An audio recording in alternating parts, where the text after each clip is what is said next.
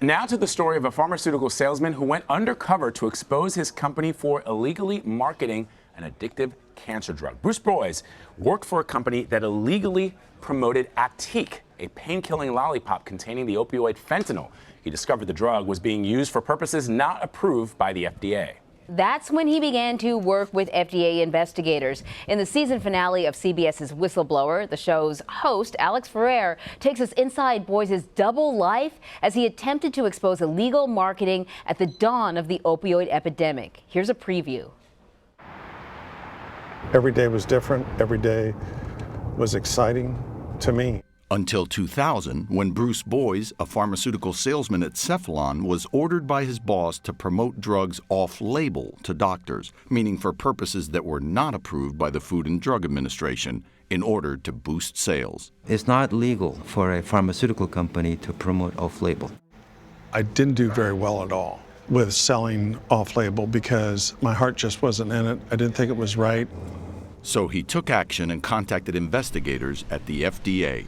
They wanted proof his company was breaking the law. A couple agents sat down and talked to me about what the company was doing and asked me to bring material to show how they were doing it.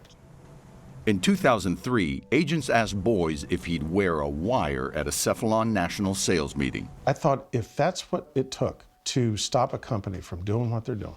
Boyes was outraged when he heard a sales rep describe how he was promoting Actique, a medical lollipop made with the extremely powerful opioid fentanyl, to general practitioners. Fentanyl is a very strong opioid. It's about 100 times stronger than morphine. Fentanyl is the drug that killed Tom Petty and Prince. Fentanyl is very easy to overdose on. The FDA had approved Actique only for cancer patients in acute, uncontrolled pain, a very small market. Cephalon, though, pursued a much larger one. They eventually marketed it for low back pain and migraine patients. What problem did you have with that? Oh, that was trouble. You're talking about a class 2 narcotic, and you're giving it to a migraine patient. So it puts patients at risk. Boyes was fired when the company learned he was working with the FDA, and then his fears about promoting Actique for off-label use were realized. Robin Geistwick, a migraine sufferer who took Actique to dull her headaches, became tragically addicted. It hooked her right away. I wish Robin had never taken that Actique. I think she'd still be alive. And Alex Ferrer joins us now. Wow. So, Alex, did Bruce Boyes sell Actique? He didn't sell Actique. He sold some of their other drugs that they were marketing off-label, which were part of the lawsuit, Gabatril and Provigil. But he was present at the national sales meeting where it was so open and so blatant.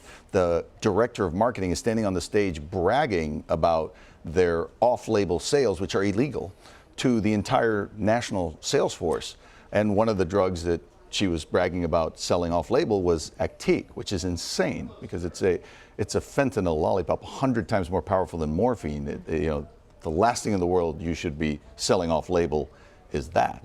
Now, I know these whistleblowers, often they pretty much lose everything. They often lose their careers, but there is something that they can get in return. Did he get any compensation? He did. His whistleblower lawsuit settled up. He went through hell to get there. I mean, he was fired, he was blackballed, he ended up having to give up his home before it went in foreclosure. He lost both of his cars. He ended up riding around on a bicycle. He and his daughter moved in with his mother and then with his brother. He was flipping burgers to pay bills, painting people's houses. But ultimately, his whistleblower case, he prevailed in settlement. They came and gave the government, I believe, $375 million is what they ended up paying the government. And a lot of people don't know this, but the government is entitled to share its recovery with the whistleblower as an incentive for saying, thank you for helping us to recover this money we never would have recovered.